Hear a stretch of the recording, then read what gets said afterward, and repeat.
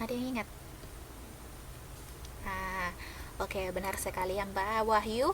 Mbak Wahyu dia antropologi tentang kebiasaan atau budaya. Benar sekali, benar tepat pendapatnya.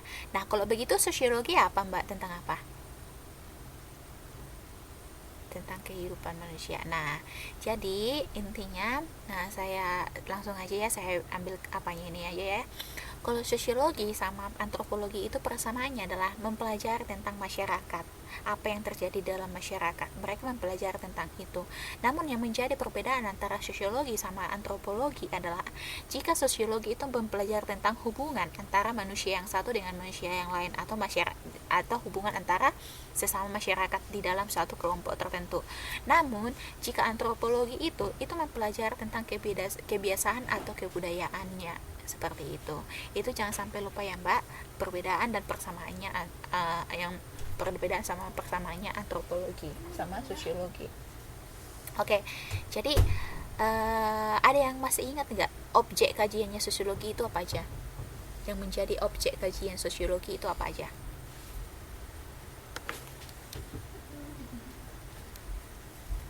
Ada berapa itu? Ada 10, ada 100, ada 20, berapa? Berapa Mbak? Ada berapa itu kemarin kita kita bahas itu? 100 kan Mbak? Ada 100 kan? 54. Ada aja. Ya benar sekali, ada 4. Ada apa aja itu coba? Iya, ada 4.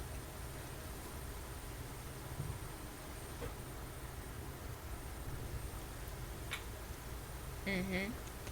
Yap. Mhm.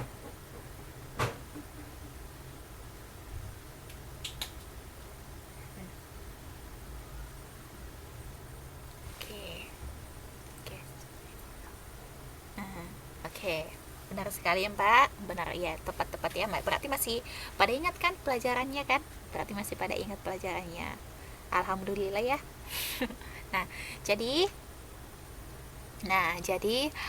setelah itu, setelah dari situ kita akan berangkat kepada yang menjadi ke sini. Kita akan berangkat kepada materi kita selanjutnya, yaitu kita akan berbicara tentang gejala sosial dalam masyarakat. Apa sih yang menjadi gejala itu? Kalau kalian kalau dikatakan gejala, apa sih yang ada di pikiran kalian? Kalau ada kata gejala, apa sih yang ada di pikiran kalian gitu? Kalau misalnya ada kata gejala, ya.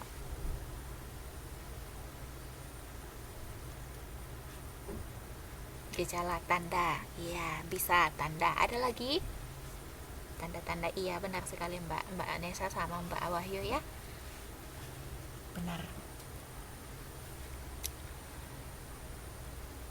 Nah, jadi hari ini kita akan berbicara tentang fungsi sosiologi dalam mengkaji berbagai gejala sosial yang terjadi di dalam masyarakat. Iya benar sekali Mbak ya, bisa juga sebagai penyebab ya Mbak Santi. Nah, jadi kita akan melihat di sini yang pertama. Nah, ini yang akan menjadi pokok materi kita hari ini. Nah, di sini saya sudah menyajikan peta konsep untuk materi kita hari ini.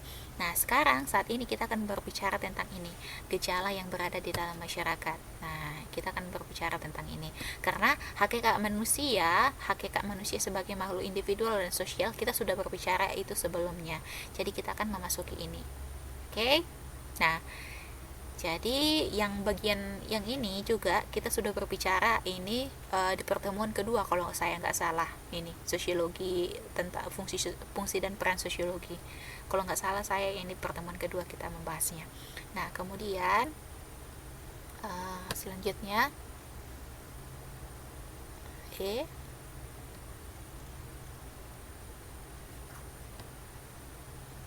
loh kok nggak ada sih?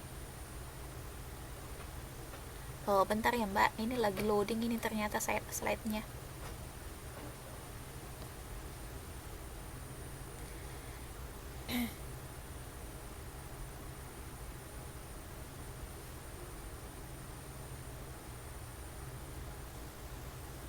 Bentar ya, sinyalnya agak sedikit lambat ini, slide-nya susah ini loadingnya.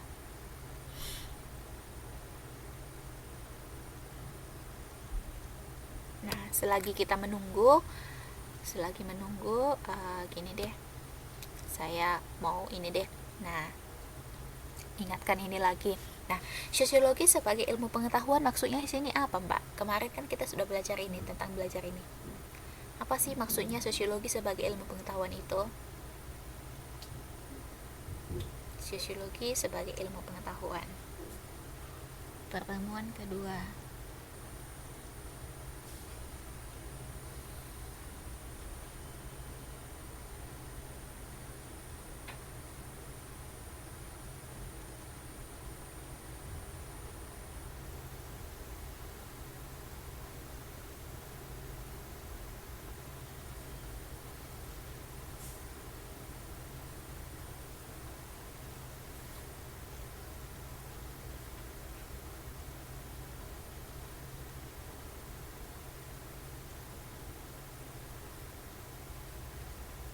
Ada yang tahu apa sih maksudnya sosiologi sebagai ilmu pengetahuan?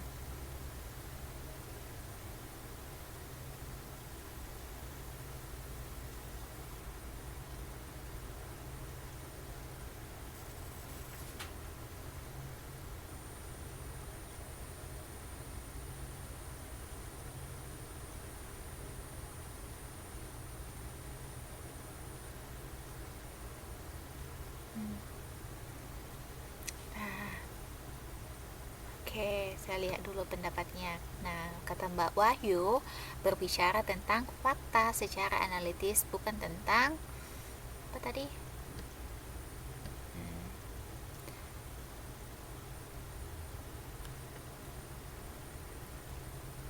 Hmm, berbicara tentang fakta secara analitis, bukan tentang baik buruknya fakta sosial tersebut. Nah, Mbak Nesa bilang berbicara tentang pikiran manusia dan konteksnya, dan terus Mbak Susanti bilang uh, yang bersifat umum artinya bertujuan untuk menghasilkan pengertian dari pola-pola umum.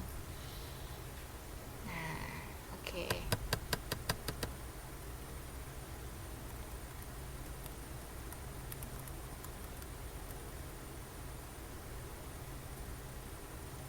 Nah, ada lagi. Coba dulu Mbak, ini saya tunjuk dulu ya. Mbak Mbak Mugi. Nah, Mbak Mugi. Ini orang lama kan? Mbak Mugi kan orang lama ya. Coba dulu Mbak kasih pendapat dulu.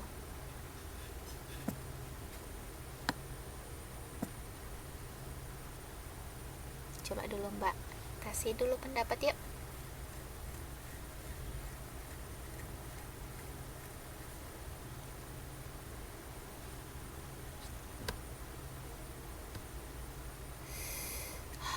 Lamanya.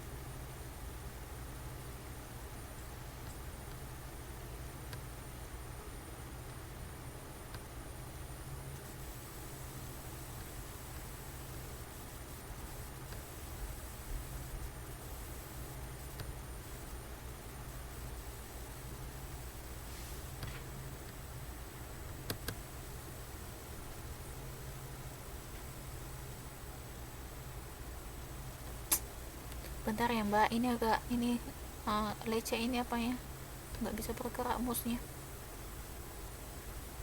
Ini Mbak Mugi, saya tadi nanyanya itu tentang ini, sosiologi sebagai ilmu pengetahuan maksudnya apa gitu.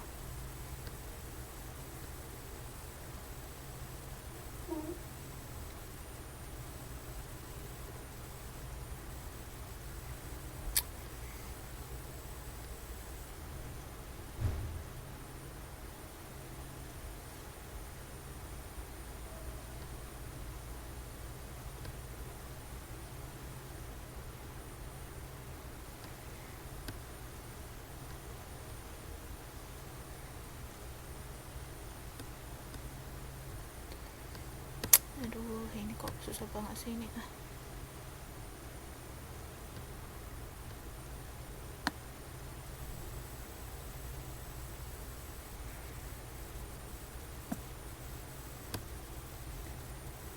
Simsalabim.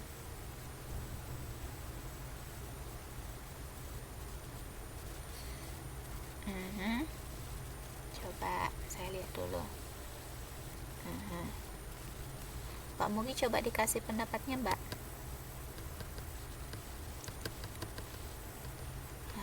Ilmu pengetahuan tentang masyarakat kata Mbak. Baik.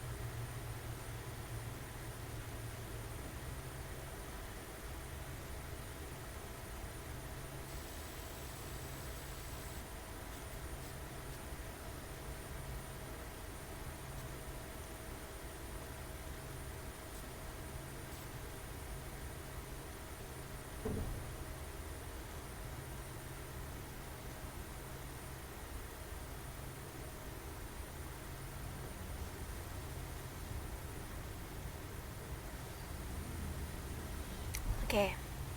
Nah, oke. Saya mau lihat dulu.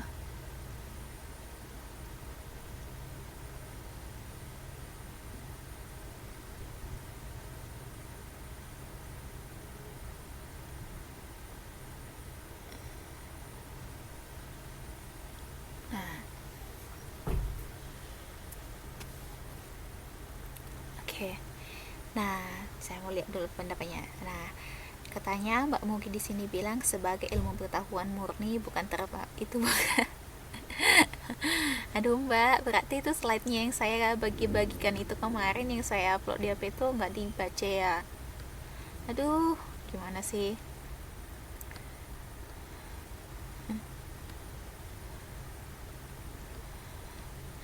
Oh, ya udah deh. Nah, nanti itunya slide-nya itu dibaca lagi ya Mbak ya. Nah, kan saya di grup kan sudah saya upload juga modul PPT sama YouTube-nya. Coba itu dipelajari lagi ya, dan juga baru buat teman-teman yang baru masuk pertama kali hari ini, coba itu dibaca sama modul sama PPT sama juga YouTube yang telah saya upload.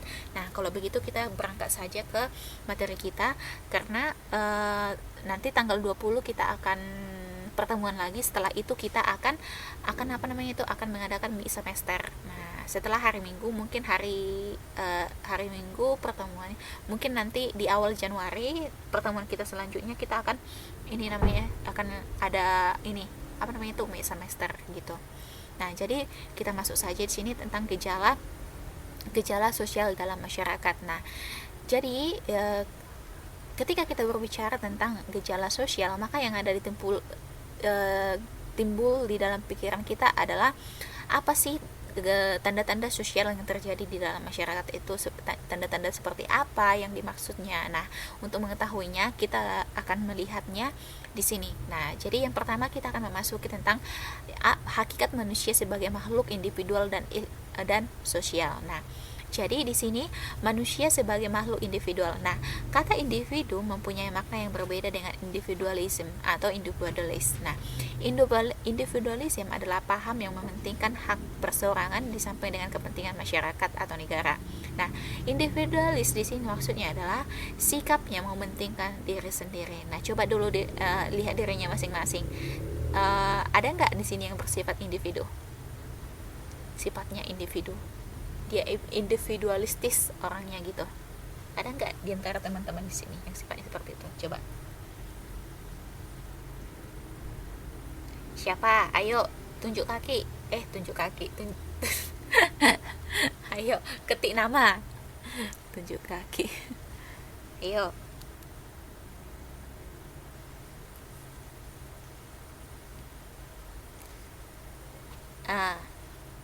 Tidak suka kompromi. Iya. Ada yang bersifat seperti itu. Ada yang sifatnya individualistis gitu. Gak ada, yakin? Benar gak ada? Yakin?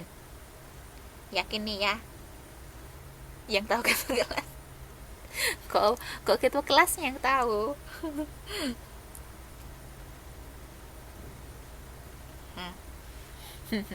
Oke.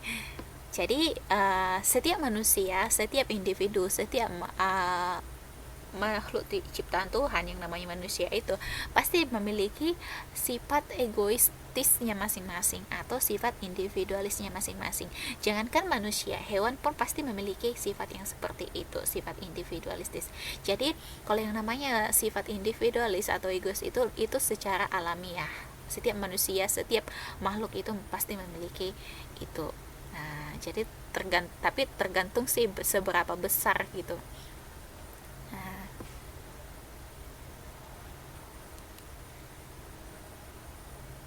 kemudian, di sini dikatakan sebagai makhluk individu, manusia memiliki kepribadian yang unik. Saya setuju. Nah, kenapa? Dia memiliki penampilan fisik, kemampuan, kebutuhan, perasaan, dan sifat yang berbeda dengan sesamanya. Kenapa Mbak Cynthia? Aduh, coba dulu Mbak dicarikan ini sinyal yang lebih bagus ya. Nah, jadi kenapa Mbak, saya ulangi lagi, kenapa manusia itu unik? Kenapa manusia itu berbeda dengan antara manusia yang satu dengan manusia yang lain itu? Karena setiap manusia memiliki yang namanya penampilan fisik, kemampuan, kebutuhan, perasaan, dan sikap yang berbeda satu sama lain. Nah, kata individu dalam konsep manusia menunjukkan bahwa manusia adalah makhluk yang otonom. Nah, sebagai makhluk yang otonom, manusia memiliki kebebasan dalam menentukan pilihannya dan bertanggung jawab atas pilihannya tersebut. Nah, benar sekali di sini ya. Gak mungkin kita yang melakukan sesuatu, namun orang lain yang bertanggung jawab atas perbuatan kita. Tentu apa yang kita lakukan, kita sendiri yang bertanggung jawab atas segala risiko yang akan terjadi, seperti itu. Nah, kemudian di sini dikatakan lagi manusia sebagai makhluk sosial. Nah, di sini menurut Aristoteles, manusia pada kodratnya adalah makhluk sosial. Nah, makhluk sosial itu maksudnya apa sih, Mbak? Makhluk sosial itu apa sih, Mbak? Nah, tadi kan makhluk yang otonom di sini sudah dijelaskan tadi, Mbak. Nah, Mbak Susanti menanyakan makhluk itu otonomi itu apa. Nah, di bawah di sini kan sudah ada dijelaskan maksudnya otonomi itu apa. Nah, dia bebas menentukan pilihan, seperti itu. Tapi ingat, dia juga harus bertanggung jawab terhadap pilihannya tersebut. Nah, gitu. Nah, jadi yang saya mau tanya, makhluk sosial itu apa? Makhluk sosial, ya benar sekali ya Mbak Setia ya, adalah makhluk sosial itu maksudnya adalah makhluk yang tidak bisa hidup sendiri. Dalam arti yang seperti ini, manusia itu harus berhubungan dengan manusia yang lain, dengan masyarakat yang lain, seperti itu ya, tidak bisa hidup sendiri ya. Nah, di sini dikatakan lagi, dia tidak akan memperoleh keutamaan dan tidak akan menjadi baik jika tidak mempunyai teman dan terasing dari masyarakatnya, seperti itu. Kenapa Mbak Nisa? Oh, iya, tidak bisa Mbak. Kita itu diciptakan sama Tuhan itu sangat unik. Nah, kita diciptakan sama Tuhan itu sebagai makhluk yang memiliki sebagai makhluk sosial yang artian kita harus tetap berhubungan dengan manusia yang lainnya. Nah, ingat aja dulu waktu Tuhan menciptakan Nabi Adam kayak mana. Nah, ya kan, tetap dia setelah Tuhan menciptakan yang namanya Nabi Adam, dia juga menciptakan Nabi Hawa. Untuk apa? Untuk bisa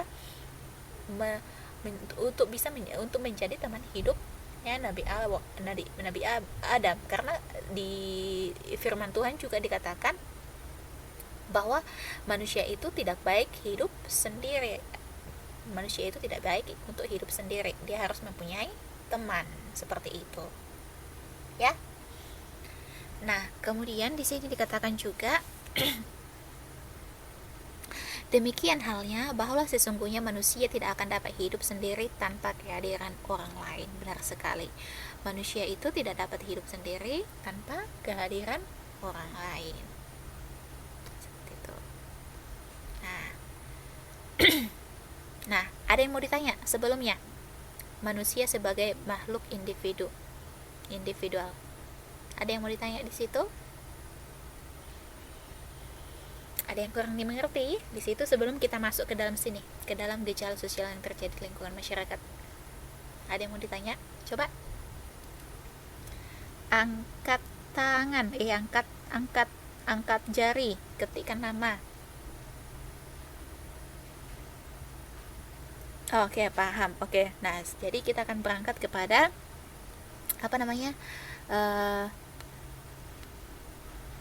gejala sosial yang terjadi di lingkungan masyarakat. Nah, manusia hidup dalam masyarakat. Masyarakat merupakan kumpulan manusia yang relatif sendiri, hidup bersama-sama dalam waktu yang cukup lama, tinggal di suatu wilayah tertentu, mempunyai kebudayaan yang sama, serta melakukan sebagian besar kegiatan di dalam kelompok manusia tersebut. Nah, di sini juga dikatakan, di dalam masyarakat orang-orang saling berinteraksi dan berbagi budaya yang sama. Dalam proses ini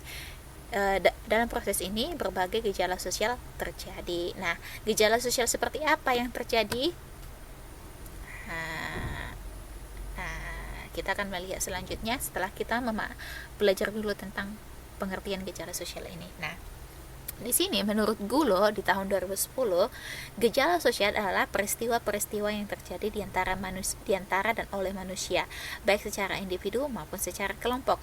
Suatu peristiwa atau proses itu disebut sebagai gejala sosial karena perilaku oleh individu yang terlibat di dalamnya saling terkait atau saling berhubungan satu sama lain. Nah, sedangkan menurut Durkheim, gejala sosial harus dipahami sebagai fakta objektif di luar kehidupan subjektif manusia. Nah, gejala sosial antara lain mencakup gejala ekonomi, gejala politik, gejala budaya, dan gejala moral. Nah, di sini sudah ada berbagai gejala-gejala sosial yang terjadi seperti gejala ekonomi, gejala politik, gejala budaya, gejala moral, dan lain sebagainya. Nah, kemudian sini ada contoh gejala sosial. Nah, di sini contoh dari gejala sosial adalah kemiskinan, kejahatan, perang, kewirausahaan, dan persamaan gender. Nah, kemudian setiap gejala sosial menjadi dampak sekaligus penyebab dari gejala sosial yang lain. Misalnya, keyakinan agama mempengaruhi praktek ekonomi. Kepentingan ekonomi menentukan teori politik. Nah, coba dulu. Di sini dikatakan misalnya keyakinan agama mempengaruhi praktek ekonomi. Ada yang bisa kasih contoh di sini? Ada yang bisa kasih contoh apa? Katanya keyakinan agama memberikan praktek ekonomi. Ayo. Contohnya, ada yang bisa ngasih contoh? Yuk. Beda amat ya. Ada yang lain?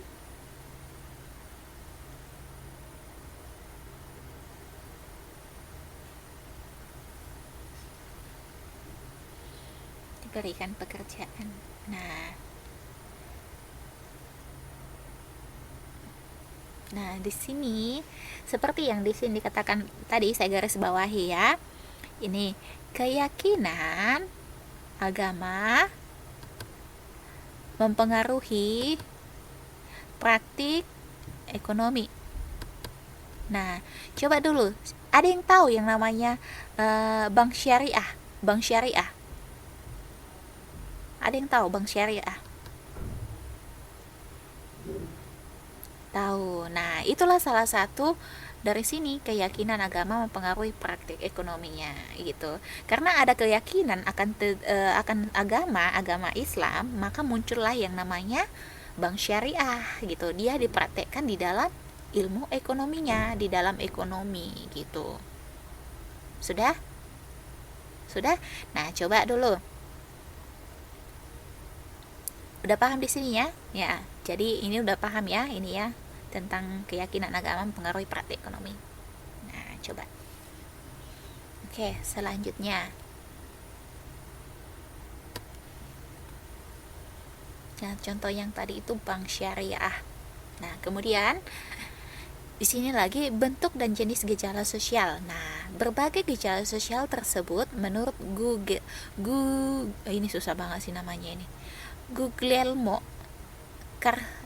Carcedi dapat dikelompokkan dalam bentuk gejala sosial yang menentukan determinant social phenomenon dan bentuk gejala sosial yang ditentukan atau determine social phenomenon.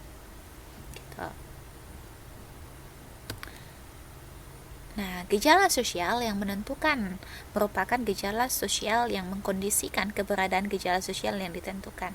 Nah, gejala sosial yang ditentukan merupakan bentuk gejala sosial yang menjadi kondisi reproduksi atau menggantikan gejala sosial yang menentukan. Nah, gejala-gejala sosial menurut Pitirim A. Sorokin dapat dikelompokkan dalam berbagai jenis. Di antaranya adalah sebagai berikut. Yang pertama, gejala sosial religius, misalnya perayaan panen padi. Ini kalian pernah nggak merayakan ini? Mungkin waktu di Indonesia gitu kan, mungkin karena ada perayaan. Coba, ada. Kalau di tempatnya masing-masing coba dibilangi. Oh, tidak ada. Kalau yang lain, yang ada di daerahnya deh. Kalau di daerah saya ada gitu. Ya, syukurannya namanya apa? Tidak ada. Yang ada, coba dulu namanya apa? Nah, kalau di kampung saya, di daerah Batak, di tanah Batak, itu kami dikenal dengan nama Pesta Gotilon. Nah, Pesta Gotilon itu selalu dirayakan sekali setahun. Nah, di saat pertama kali kita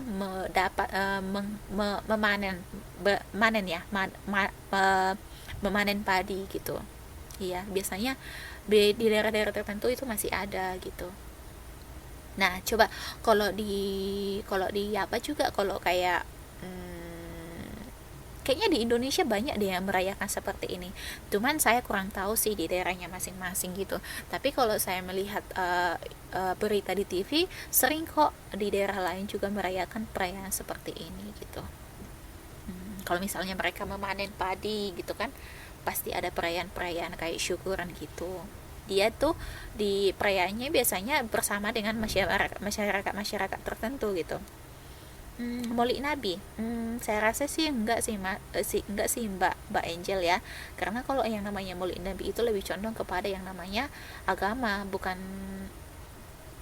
Tunggu dulu, bentar.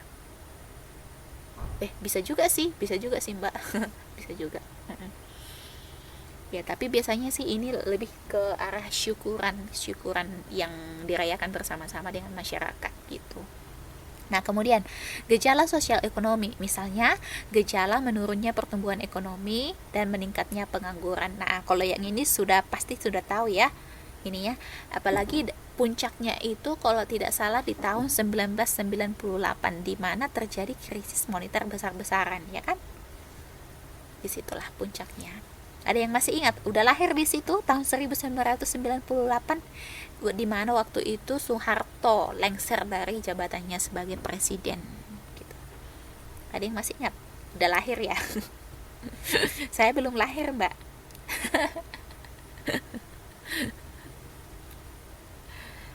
Oke. Iya, disitulah terjadi yang namanya gejala sosial ekonomi di situ. Nah, banyak juga di situ terjadi yang namanya demonstrasi, penganiayaan, penjarahan, banyak terjadi di situ ya Mbak ya pada saat itu. Nah, itulah salah satu contoh gejala sosial ekonomi. Nah, kemudian ada lagi yang namanya gejala sosial politik. Misalnya terjadinya praktik politik uang untuk memenangkan pemilu. Siapa pernah mengalami ini? Kalau saya sih sering mengalami ini, berapa kali pemilu selalu mengalami hal ini gitu. Siapa yang mengalami ini? Sering ya.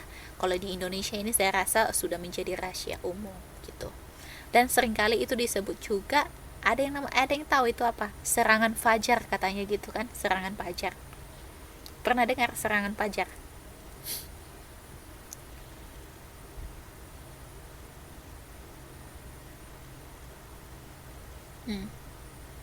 Iya, benar. Itulah salah satu contohnya. Nah, dulu waktu di apa di Medan ya. Saya kan di Medan, kampung saya itu kan di Samosir tuh. Ada yang tahu Medan?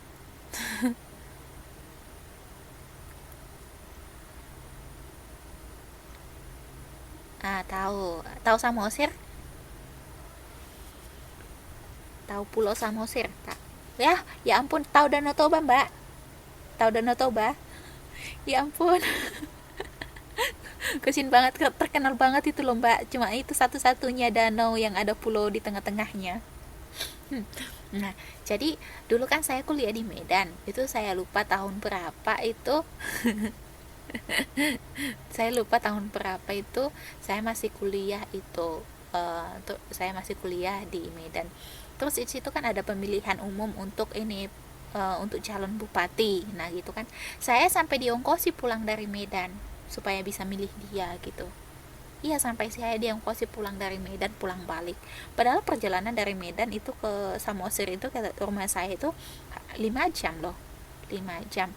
Cuman ya saya diongkosin pulang baliknya gitu, dikasih uang jajan lagi gitu. Cuma tetap aja saya nggak mau pulang gitu. Saya nggak nerima seperti itu. Nah, kemudian di sini ada yang namanya lagi gejala sosial hukum. Nah, di sini misalnya adalah ketidakdisiplinan pengendara sepeda motor di jalan raya.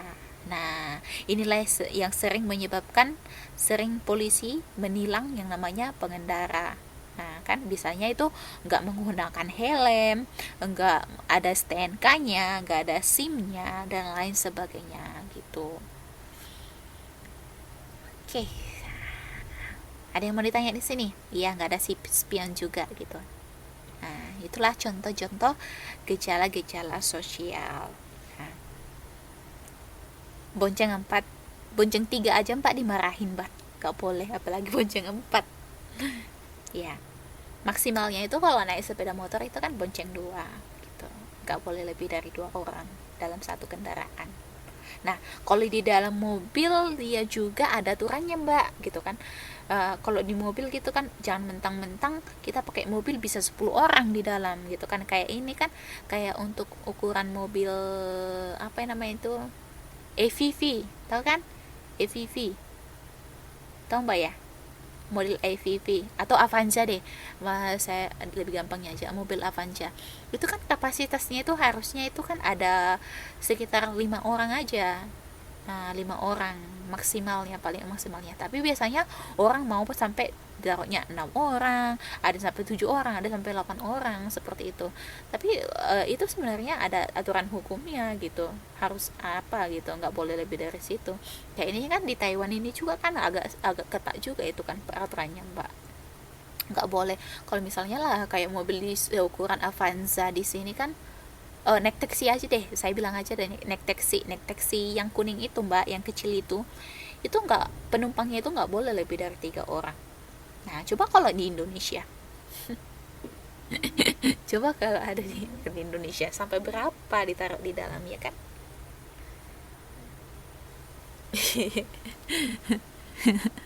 Iya ya, ongkos bagi rata, lebih irit ya kan. Oke, tapi itu jangan diikuti ya Mbak ya. Kita sudah belajar tentang ini sosiologi, sudah belajar tentang mata pelajaran yang lainnya gitu kan. Jadi kita udah tahu yang mana yang bagus, mana yang buruk. Jadi kita jangan ikuti yang jeleknya, kita ikuti yang bagusnya. Kita tunjukkan kalau kita itu sudah pintar berpendidikan gitu. Jangan menjadi sama dengan orang-orang lain, ya kan? Orang-orang yang tidak mencap yang namanya pendidikan, yang belum paham tentang aturan seperti itu. Kita tunjukkan kalau kita itu beda. Gitu.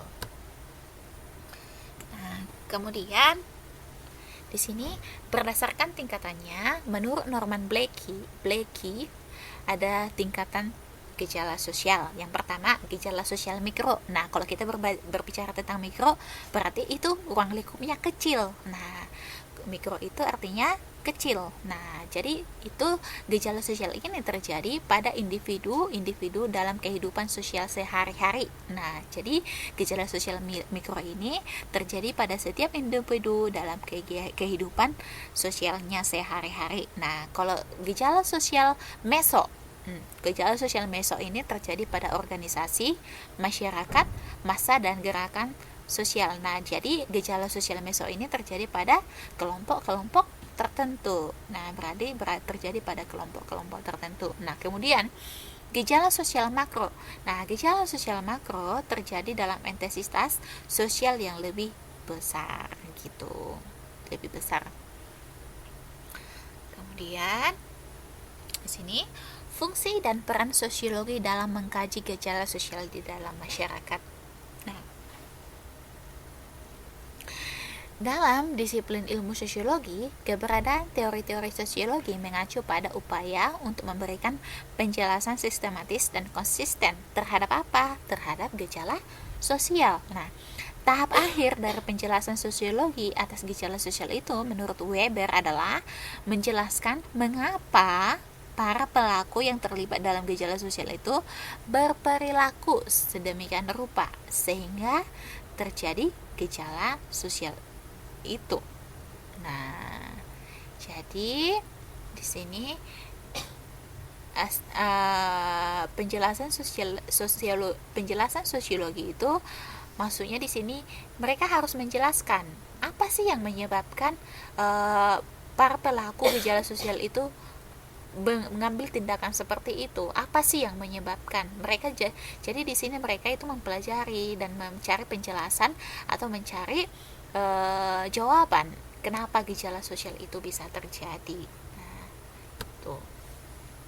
Nah, istilah sosiologi pertama kali digunakan oleh Auguste Comte. Nah, masih ingat siapa ini? Auguste Comte ini siapa? Masih ingat nggak siapa dia? Masih ingat nggak? Wah, ini siapa? Bapak apa? Bapak apa? Yuk Mbak Nesa. Bapak sosiologi ya. Auguste Comte adalah bapak sosiologi. Nah, jadi di sini Comte menyatakan bahwa apa dikatakannya, Bu? Dikatakanlah di sini bahwa sosiologi adalah ilmu tentang gejala sosial yang tunduk pada hukum alam dan tidak berubah-ubah. Nah, sama halnya dia sependapat dengan Peter M. Asorikin menyatakan bahwa sosiologi mempelajari hubungan dan pengaruh timbal balik antara aneka macam gejala-gejala sosial. Misalnya di sini ada contohnya, misalnya antara gejala ekonomi dan agama, keluarga dan moral, hukum dan ekonomi, serta masyarakat dan politik. Jadi mereka ini antara ekonomi dan agama itu antara ekonomi dan agama, antara keluarga dan moral, antara hukum dan ekonomi, antara masyarakat dan politik itu saling berkaitan sama lain gitu. Jadi selalu ada hubungan timbal balik antara satu sama lain seperti itu. Kemudian di sini dikatakan juga menurut Emil Durkheim. Nah, Emil Durkheim ini juga salah satu pencetus yang namanya ilmu sosiologi. Nah, jadi dia juga banyak memberikan teori-teori di bidang ilmu pengetahuan sosiologi. Nanti kalian bisa baca buku kalian gitu. Nah, di sini menurut Emil Durkheim, pokok bahasan sosiologi adalah fakta-fakta sosial atau apa yang terjadi secara nyata di dalam lingkungan sosial itu. Nah, fakta sosial adalah pola-pola atau sistem yang mempengaruhi cara manusia, bagaimana cara manusia itu bertindak, berpikir, dan merasa. Nah, fakta sosial tersebut berada di luar individu. Nah, fakta sosial mempunyai kekuatan memaksa dan atau mengendalikan individu tersebut. Nah, contoh fakta sosial, ada yang bisa ngasih contoh apa? Nah, fakta sosial mempunyai kekuatan memaksa dan mengendalikan individu. Nah, coba, ada yang bisa ngasih contoh fakta sosial itu apa? Dia punya kekuatan itu. Dia punya kekuatan seperti Superman. Bisa katanya dia mengendalikan. Mengendalikan individu. Bukan mengendalikan hewan, bukan mengendalikan kerbau, bukan mengendalikan lembu, tapi dia mengendalikan manusia atau mengendalikan individu. Nah, coba contohnya apa? Ada yang mau ngasih contoh? Coba dulu Fitri Atul deh, Mbak Fitri Atul. Coba Mbak, kasih contoh Mbak.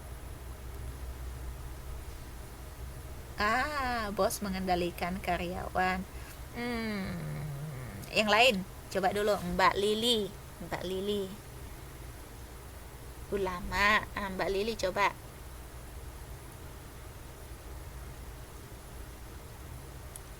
Mbak Lili.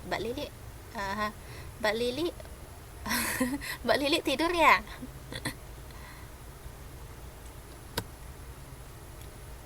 Mbak Setia tadi udah. Mbak Kesija. Coba Mbak Kesija sama yang belum pernah muncul ini deh. Oke, kata Mbak Lili, pemerintahan mengawasi karyawan rakyatnya. Coba deh yang lain lagi, coba mengajarkan kayak gini. Oke, coba lagi Mbak Cynthia udah tadi, udah banyak juga dia komen. Coba Mbak Kesija deh, coba dulu Mbak Kesija kasih pendapatnya Mbak, yuk, biar nggak ngantuk. Yuk Mbak Kesija. Mbak Kesija. Siswa diwajibkan berseragam. Kirain pikir loh Mbak, kirain kabur.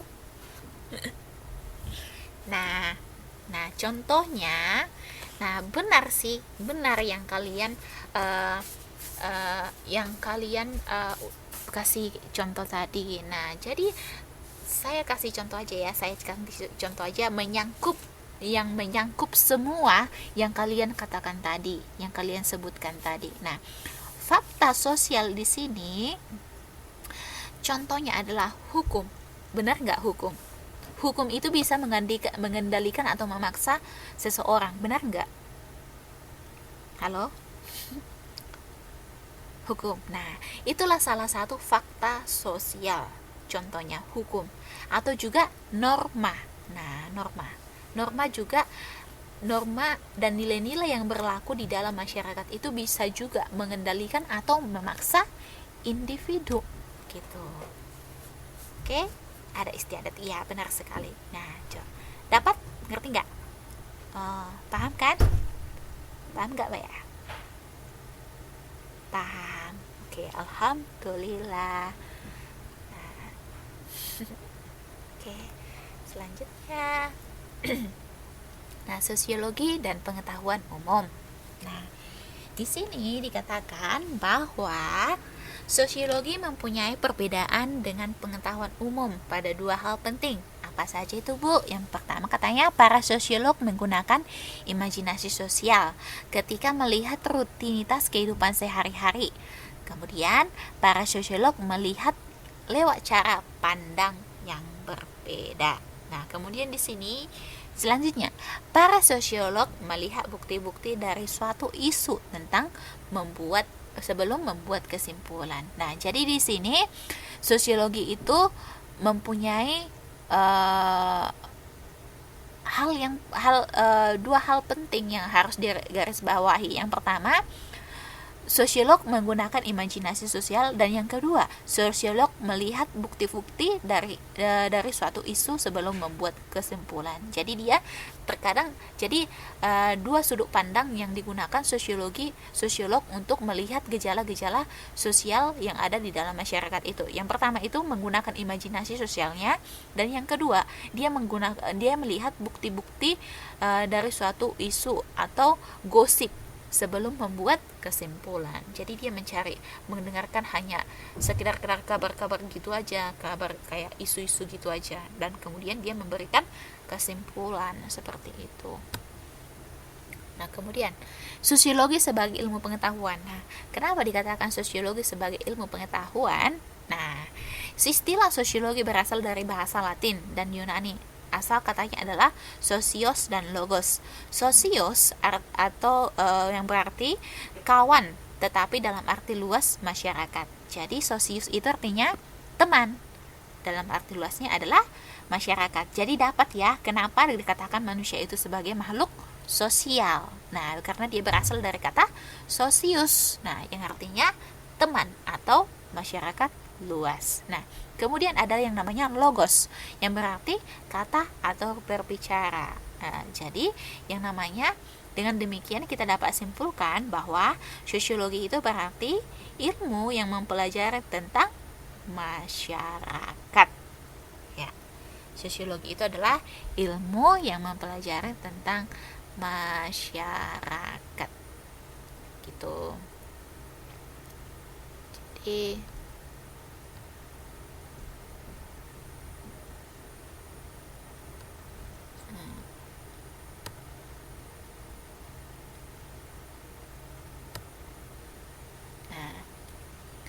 kemudian, nah, ciri-ciri sosiologi sebagai ilmu pengetahuan.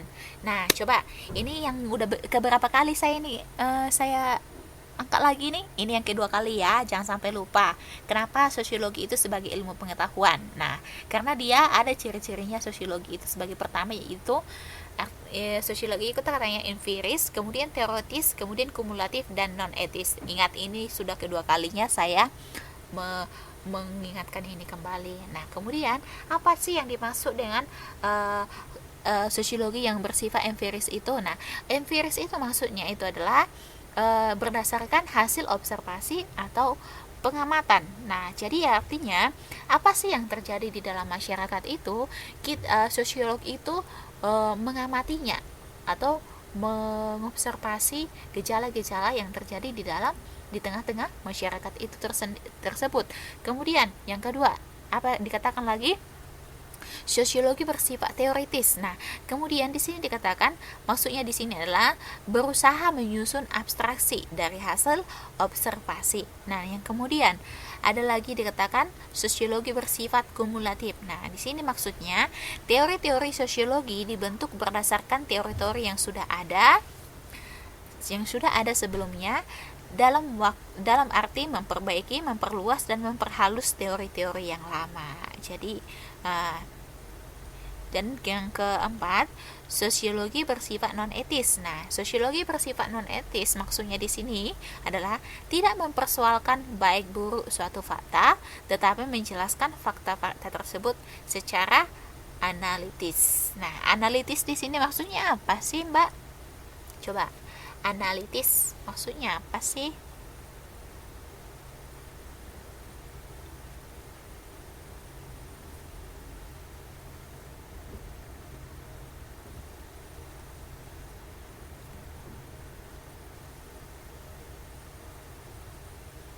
Nyata.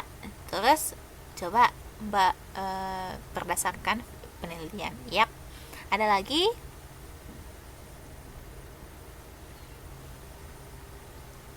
Ada lagi, coba dulu Mbak Lili. Oh, udah tadi. Mbak Setia. Mbak Setia. Mbak Setia. Mbak Setia.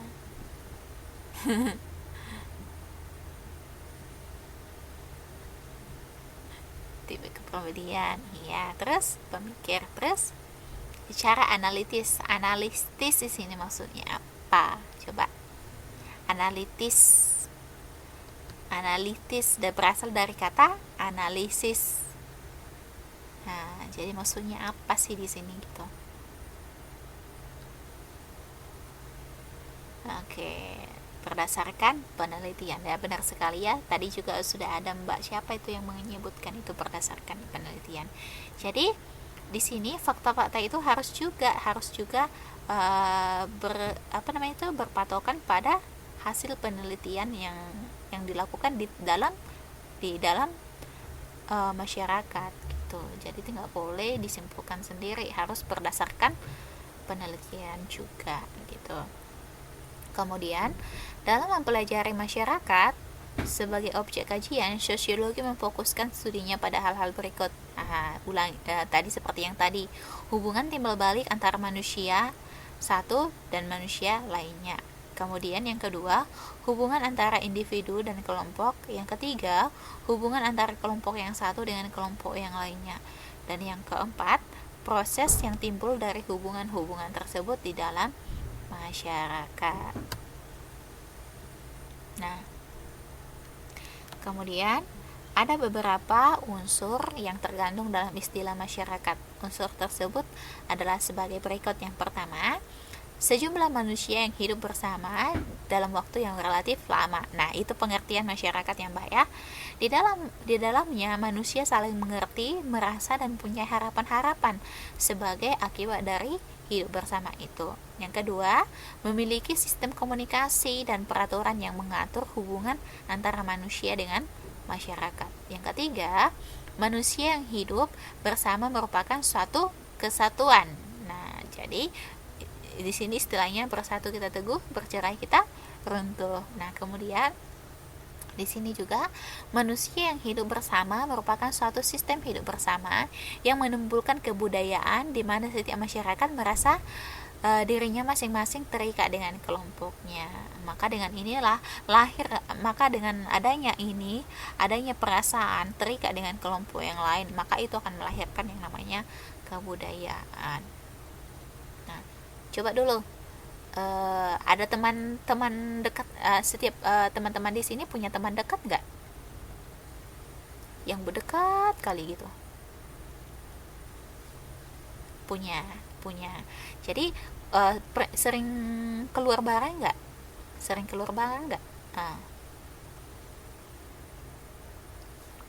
Sering. Nah, kalian merasa terikat nggak sama teman kalian itu?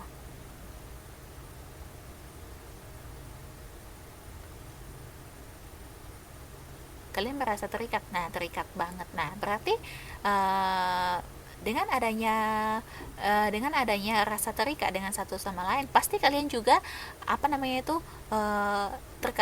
pasti juga kalian merespek bagian kebiasaan-kebiasaan tertentu yang dilakukan oleh teman kalian itu, dan teman kalian itu pun pasti melakukan hal yang sama dengan seperti itu.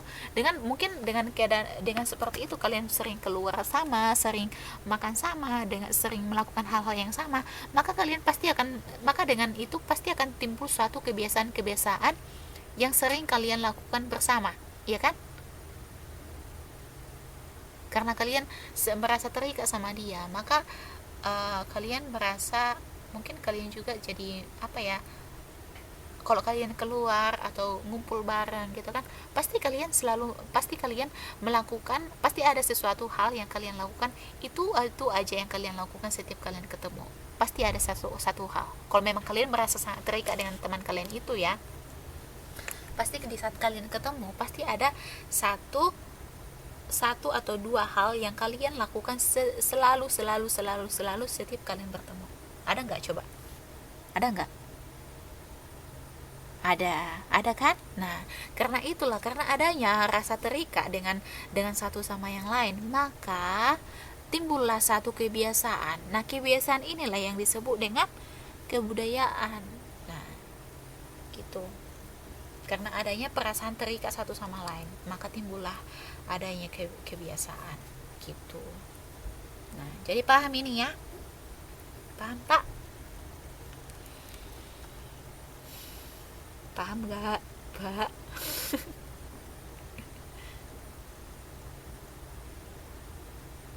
Paham ya? Saya juga punya uh, teman teman teman mulai dari ini sih, dari kelas 1 SMP, dari kelas 1 SMP sampai sekarang sih masih berteman gitu, teman dekat banget gitu kan. Dan sekarang sih sudah menjadi pacar saya sih sebenarnya, sudah menjadi uh, seseorang yang saya harapkan menjadi imam saya lah ke depannya, seperti itu. Jadi kalau kebiasaan kami itu mungkin ya, karena mungkin saya menganggap dia sebagai saya. Jangan gosip. Aku saya miss ngasih contoh ini, jangan. Miss ngasih contoh loh, jangan dicie-ciein dong. Mas, Miss ngasih contoh loh, ngasih contoh bukan apa-apa. Wih.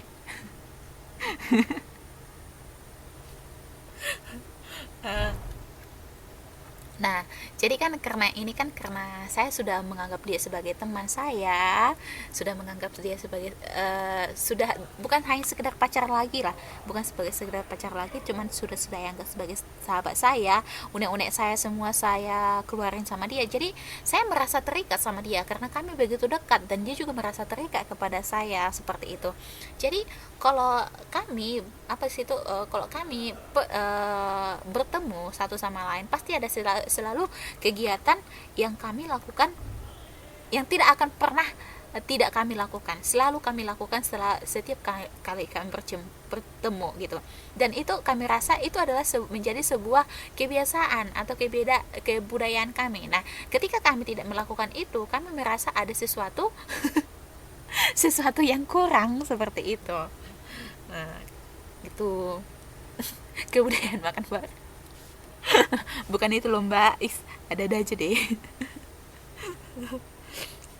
Pak Mugi. udah gak usah dicicin, udah kembali ke laptop ya, kembali ke slide ya. Itu satu contohnya. Nanti kalau ketemu di KPC di Taipei, jangan dicicin ya.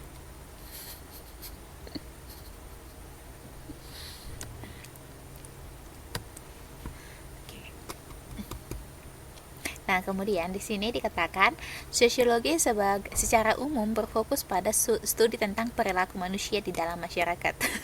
Udah Mbak Lili. Aduh. Namun demikian, para sosiolog umumnya memiliki pendekatan yang berbeda-beda dalam melihat objek sosiologi.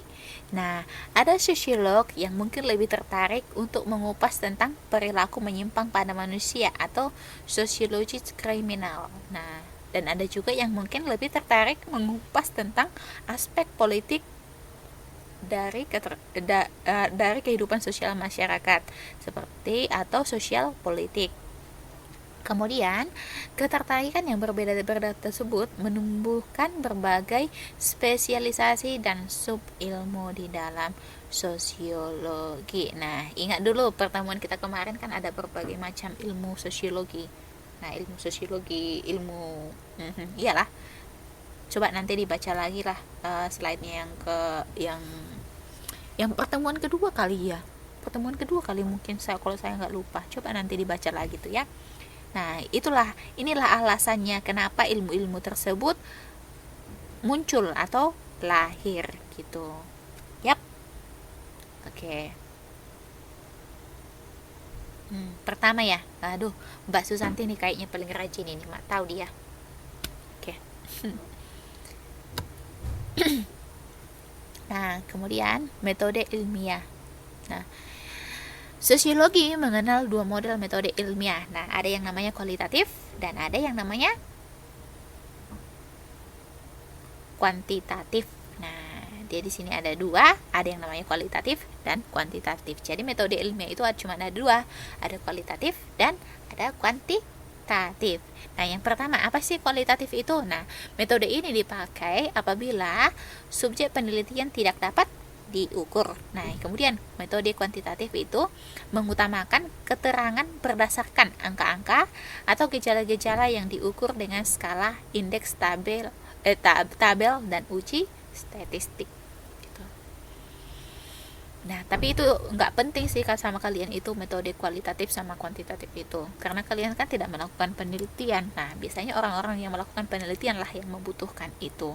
Tapi karena kalian tidak membutuhkannya, bukan berarti kalian tidak mengingatnya. Tetap diingat ya. Karena metode ilmiah itu hanya ada dua, metode kualitatif sama kuantitatif gitu. Nah, kemudian hubungan sosiologi dengan ilmu yang lain. Nah, karena objek sosiologi adalah perilaku manusia, maka sosiologi berhubungan erat dengan keilmuan humaniora. Humaniora lainnya, misalnya apa? Sejarah, psikologi, antropologi, ekonomi, politik, geografi, dan ilmu sosial lainnya. Nah, ini juga sudah pernah kita singgung. Apa aja sih yang apa itu ilmu humaniora itu apa? Nah, jadi kayaknya materi kita hari ini cuma sekedar mengingatkan pertemuan kita sebelumnya gitu. Nah, kemudian peran dan fungsi sosiologi. Nah, fungsi atau kegunaan sosiologi untuk pembangunan. Sosiologi berfungsi untuk memberikan data sosial yang diperlukan pada tahap perencanaan, pelaksanaan maupun penilaian pembangunan. Nah, kemudian yang kedua, ilmu penelitian. Dengan penelitian akan diperoleh suatu rencana penyelesaian masalah sosial yang baik.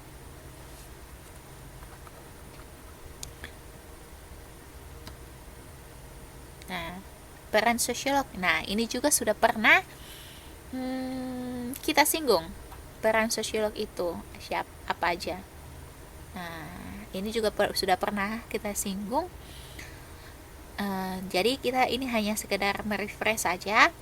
Yang pertama itu sosiolog sebagai ahli riset. Kemudian yang kedua, sosiolog sebagai konsultan kebijakan. Dan yang ketiga, sosiolog sebagai praktisi. Kemudian yang keempat, sosiolog sebagai guru atau pendidik. Nah, ini sudah pernah kita perbincangkan juga. Nah, itu. Oke. Ada yang mau ditanya? Ayo, ada yang mau ditanya?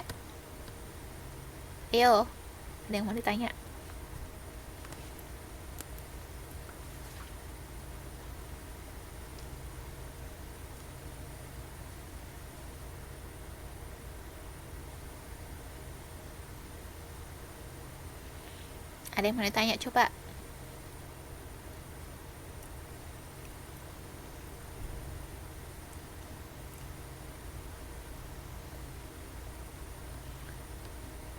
Nanti kalau kalau semester nggak boleh ditanya ya.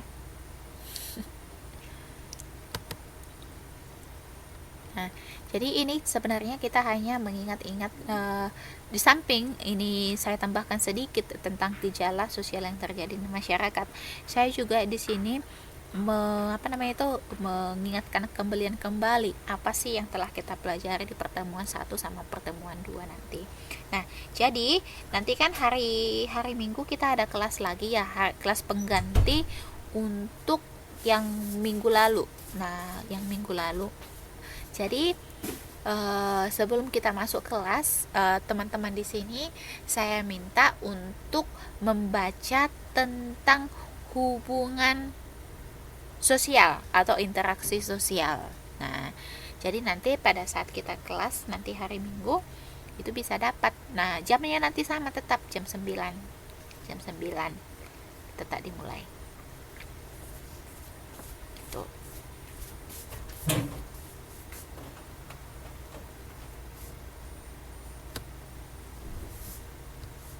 Nah, kan ada modul, Mbak. Ada modul kan dikasih dari KPC kan, Mbak? Ada modul kan dibagi? Loh, belum ada dikasih ya dari KPC modul ya? Waduh.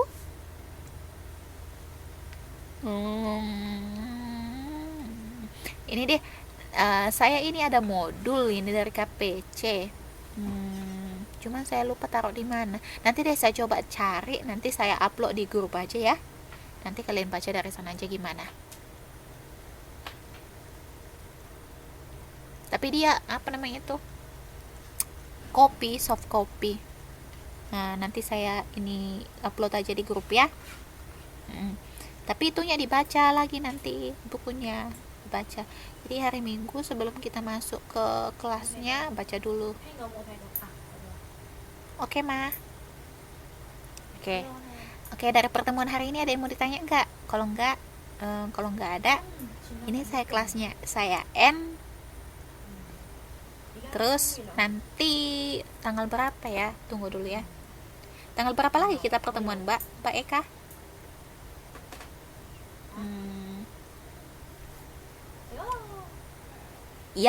Satu lagi, yang ada PR pertemuan 1 sama 2 yang belum ngumpulkan segera di-upload, segera diserahkan PR-nya. Kalau enggak, nilainya kosong.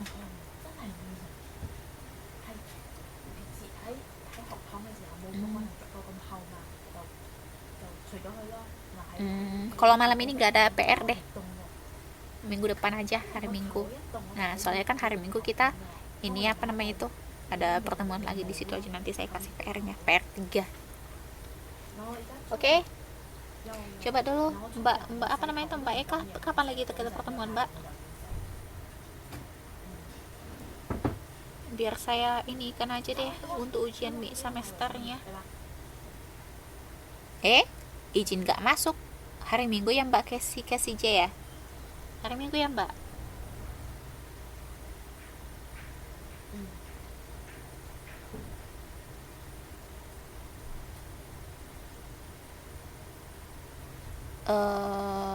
Oke, nggak apa-apa deh. Iya ya, Mbak ya. Coba sembuh ya, Mbak.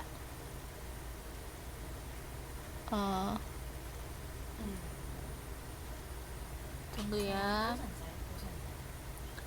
Oke, jadi kita akan bertemu lagi kelasnya di tanggal 8 Januari. Nah, di 8 Januari. Jadi 8 Januari jadi pertemuan kita lagi, Mbak. Setelah hari Minggu kan kita menggantikan kelas yang nggak masuk kemarin nih, ya kan? Jadi 8 Januari, di 8 Januari kita ada mid semester ya. Nah, nggak apa-apa, Mbak. Nah, jadi 8 Januari kita ada mid semester, diingat ya agendanya.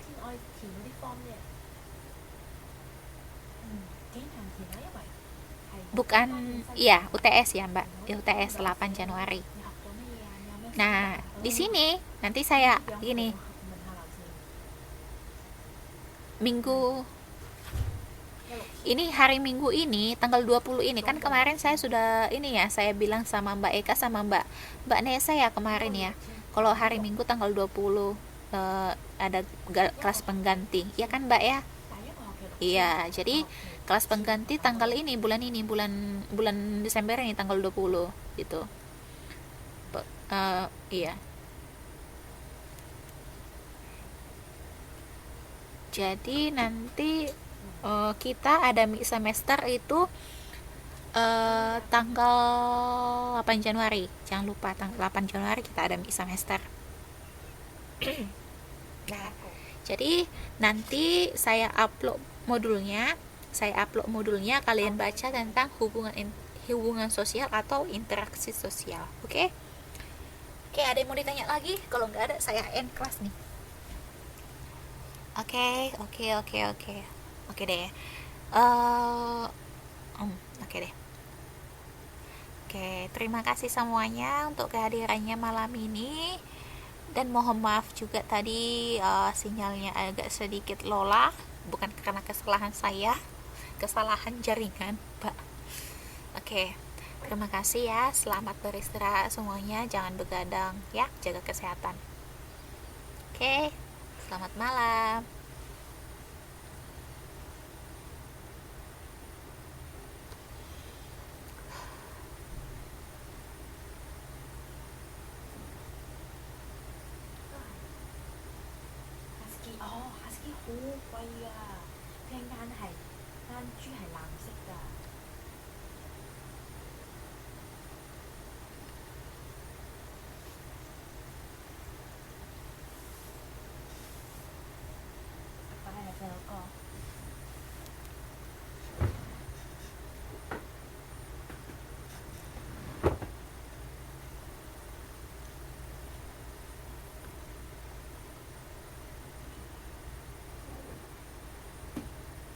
就是寂寞死了。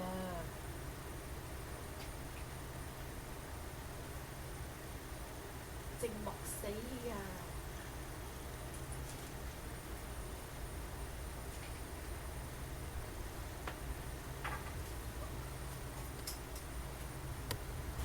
嗯，